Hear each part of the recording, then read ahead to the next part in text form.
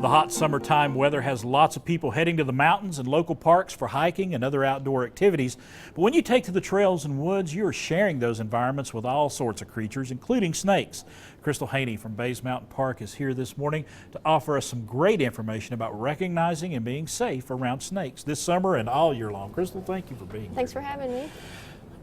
Snakes are they're part of nature, and here lately we've been having some encounters between humans and snakes in some unlikely areas. I know that we've had a rattlesnake in a parking lot over in Kingsport. It's just that time of year, isn't it? Yes, sir, and also where it's been a little dry this year, they start to migrate a little more to look for bodies of water.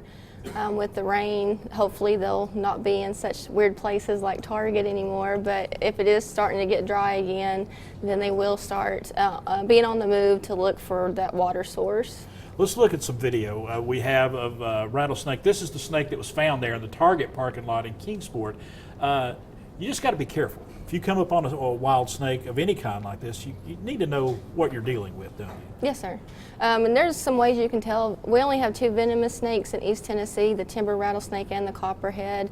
There are some ways you can tell them from non-venomous snakes. The best way is the head shape. If it has that diamond-shaped head, that's a pretty clear indication it's a venomous snake. You don't have to be right on top of the snake to see that either. Just give the snake some distance. Don't approach the snake or get too close to it. When they feel threatened is when they're going to strike. So if you're over there trying to poke it with a stick or get too close to it, then that's when it's going to strike. Because, you know, snake's like any other animal. Like we are. You antagonize them, they're going to strike out. Right. Yeah. Now let's take a look at the copperhead video that we have right here. A brighter snake, more colorful than the timber rattler, and usually a little smaller. Yeah, the timber rattlesnake will get about 3 to 6 feet. The copperhead only gets about 3 to 4 feet. So they are a little bit smaller venomous snake we have around here. They are often confused with corn snakes, but they do have that light brown body with the darker brown hourglass going across their back. And that triangular head. And that's the big thing. That's the big thing you want to look for. Yes, sir. But if you have doubts about a snake, just leave it alone. Right, just leave it alone. I mean, I know that I've been out fishing and have water snakes swim by and things of that nature, but we don't have cottonmouths or anything like that around here. We don't have to worry about those. Right. The only water snakes that we have in this area are the northern water snakes. They are non-venomous. Right. Cottonmouths don't make it this far eastward. And I'm glad for that. Yes. Because they can be mean.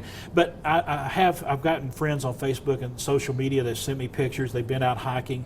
There are snakes around it. We've gotten some rain. They're kind of going back into their natural environments. But if you're hiking, don't be sticking your hands into rock crevices and things of that nature unless you check them out first. Right. And with hiking, the one thing you want to do is stay on the trail. Right. Don't get off the trail walking through the dead leaves through the woods. Copperheads blend in really well with dead leaves, and it might be very hard to see them. Don't step over fallen trees. You can't see what's on the other side laying beside the tree.